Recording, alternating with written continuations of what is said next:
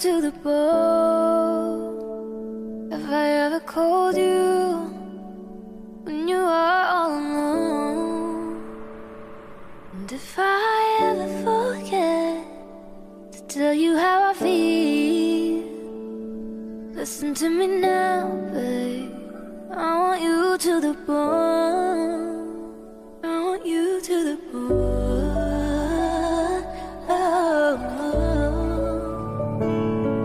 Take me home, I'm falling. Love me long, I'm rolling. Losing control, my body and soul. Wanted for sure, I'm already yours. Walk you down the mall, hold you tight, you're calling. I'll take control, my body and soul. Wanted for sure, I'm already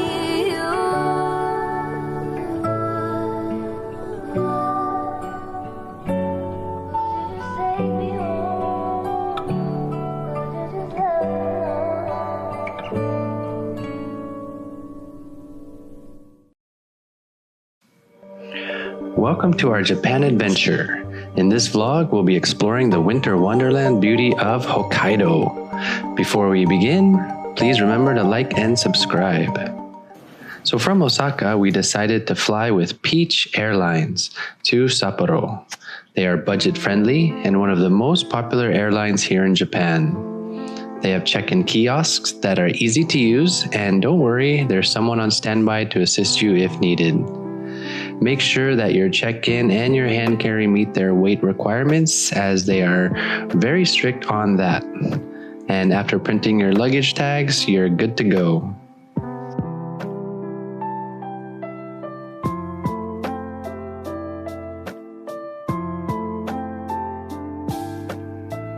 We enjoyed Peach Airlines as the staff were super friendly and accommodating. Now we're set for our flight to Sapporo. They provided our daughter with a choice of either stickers or a cool DIY mini Peach plane, which she and I really enjoyed. The flight time was about 2 hours, so if you're traveling with young ones, be sure to bring something to keep them busy.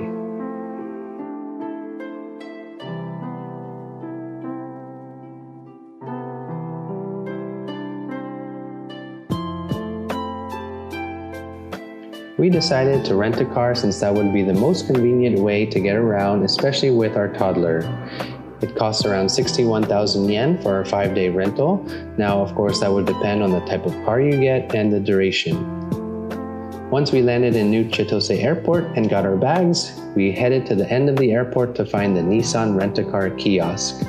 After a few minutes, the shuttle arrived and brought us directly to the nearby airport branch, which was about a 10-minute ride. Make sure to present your international driver's license and license from your home country.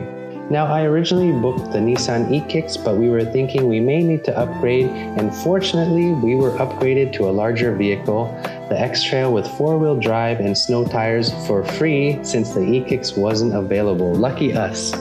So this gave us the much needed space since we had 3 large luggages, a couple carry-on bags, the stroller, and a few other small items.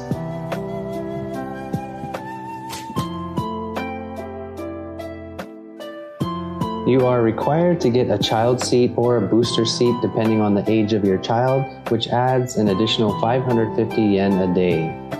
All cars come with built-in GPS. However, we find those a bit complicated, so we decided to mainly use Waze or Google Maps to get around. We also suggest to get the ETC card option for a hassle-free drive through the toll roads, which adds about 220 yen per day. When you return the car, they will sum up all the toll fees for you. Now remember, depending on where you come from, the cars are right-hand drive and you drive on the left side of the road. When I pulled out of the rental shop, I actually made my first left turn onto the wrong side of the road. Luckily, I caught myself just in time and quickly got back onto the correct side. After checking into our hotel called Hotel MyStay's Premier Sapporo Park, we were quite hungry, so we found a nearby restaurant that was open only about 3 minutes away, known as the Soba Noodle Shop. Take note that most restaurants close at 2 p.m. and resume around 5 p.m. This hidden gem offers handmade, flavorful soba noodles served hot or cold, perfect for any season. The shop's serene setting, surrounded by nature, makes for a relaxing dining experience. We ordered some fries for my daughter. I ordered the bestseller known as the burdock tempura soba. It had artistically carved burdock tempura placed on top, and the soup tasted delicious, especially coming from the cold weather outside.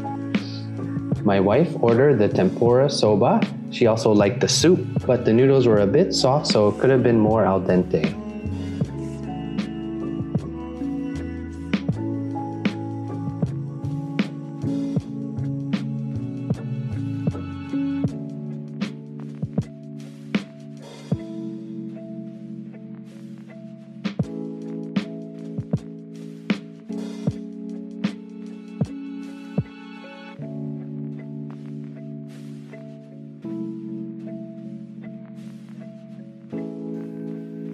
Once our tummies were full, we crossed the street, and a minute later, we were in Nakajima Park.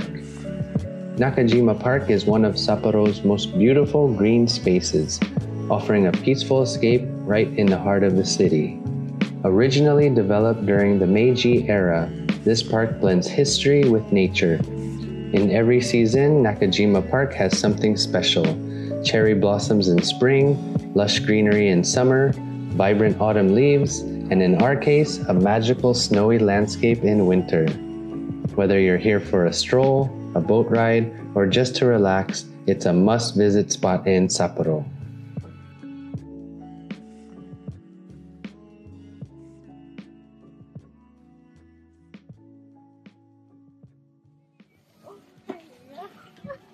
That's cold. Are you okay? Are you having fun? I know what she's gonna do next. That's cold, Lily. Don't hold it too long. So we strolled around the park, where my daughter was able to really experience snow for the first time. She couldn't resist. She wanted to take off her gloves just to feel the snow with her bare hands. The cold surprised her at first, but she kept touching it, completely fascinated. At one point, she just stood there, lost in thought, daydreaming, looking at all the snow around her. It was as if she was in her own little world, taking it all in. Watching her experience winter for the first time was truly unforgettable. With thick snow covering the ground and trees, the whole park feels peaceful and surreal.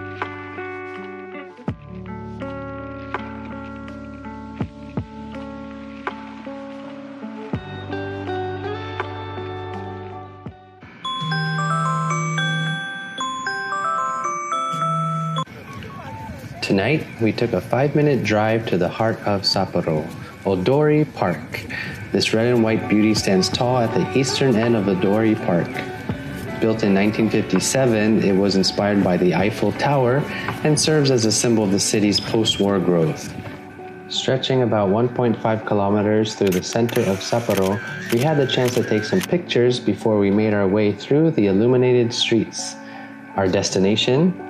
The historic Ramen Alley in Susukino, which has been serving up legendary bowls of ramen since the 1950s. It was quite cold that time, around -7 degrees Celsius, so be sure to layer up.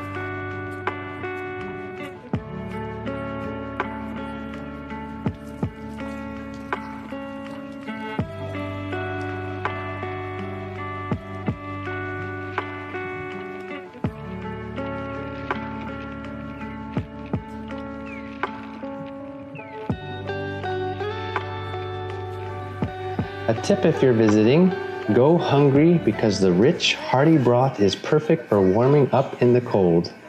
Some shops have long lines, but trust me, the wait is surely worth it.